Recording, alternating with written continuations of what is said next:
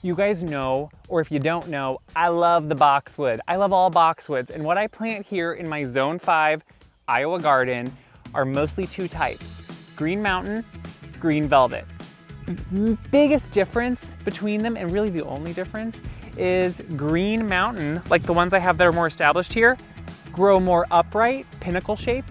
Green Velvet are more spherical or like a ball, naturally shaped. So if you want them to be those shapes really definitely, you need to prune them somewhat. But you ask so often about planting simple things. So this works for all shrubs. This is a Green Mountain boxwood. I had one that didn't make it. No, I don't know why. Sometimes over the winter, they're really prone to winter burn, especially if they dry out in the fall before a hard freeze.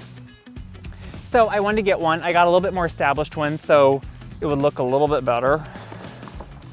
And I'm gonna plant it. And honestly, you guys, this is what I'm talking about when I talk about look at the shrubs you're planting. This one's really what we call root bound. So if I try to press on this, look how tight that is. These roots are so tight because it was growing in a container and it got really compacted in there. So if I would just stick this right into my hole I have, it would be really hard and take a long time for these roots to slowly branch out into the soil. So to help that along, we're gonna do something that scares a lot of people, but is so good for the shrub, and that's to break up the roots.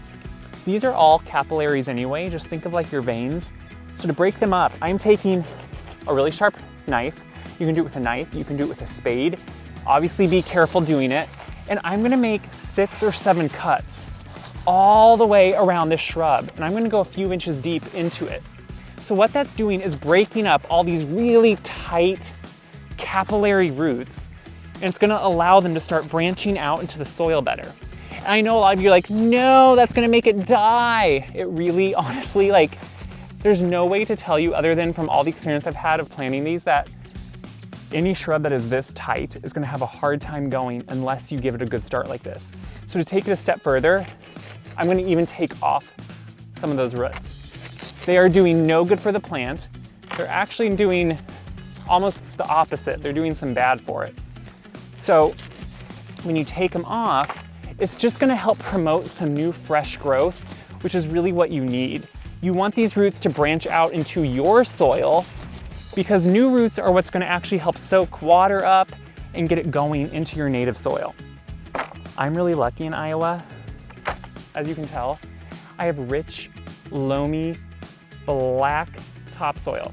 If you don't and you have a lot of clay, I think keep half of your native soil and then mix the other half with a good rich compost.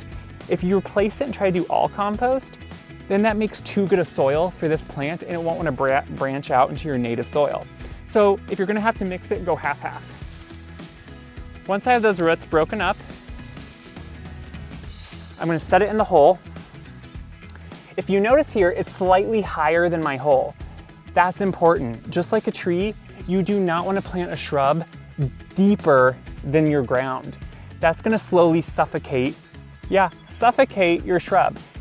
That crown of the plant, where it goes into its soil, that needs to be exposed to some air. Otherwise, it slowly suffocates the plant over time and it won't be beneficial and it will slowly kill the plant. So if anything, and I know I'm gonna have a lot of you say, what? If anything, plant it slightly higher than you're used to. And if I can see a little bit of the top when I'm done, that's perfect. So I'm gonna put the soil back in around it. I'm gonna break it up if there's any clods. Again, I'm really lucky. I have gorgeous soil. I know it, I'm blessed. All move to Iowa, people, and you will have this soil too, I promise. I'm gonna go around the backside and finish up.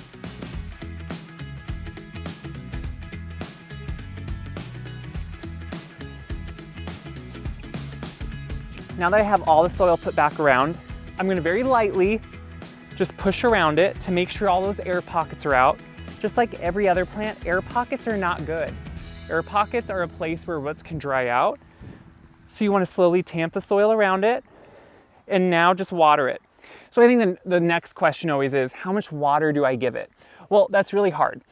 You do not want to count rain as a watering unless you get at least 1 inch or more of rain. Then you can count that as one watering. Otherwise, you want to water this thing at least 5 gallons 2 times a week if you're not getting those rains. And that's all throughout the growing season. These things need moisture and they don't want to dry out. After about 3 months of that, you can probably cut down and do it once a week or check it if it's moist or not. You can overwater, and I think a lot of times that's where people think they have a sprinkler system and it's going to be fine. But the problem is you don't know how much water it's getting. So if you have a sprinkler system, make sure it's not getting too much water. You could drown it out that way. Boxwood and anything else like to dry out in between waterings or it's prone to rot. So water it, let it dry out, then water it again. So it may only need to be once a week. So you're just gonna have to check it, you guys. Plants are living things, they need to be checked on, just like babies, I think. These are my babies, so for me that works. If you guys have more questions, keep asking me. I love to know what you guys want to know. I love to hear how you're using these, how they inspire you, and how you share them with other people. So share them around, spread the word. You can plant a garden, you can grow a shrub. We can just all make the world a greener place. That's good. I can't wait to hear what you guys think of this and what more you want to see.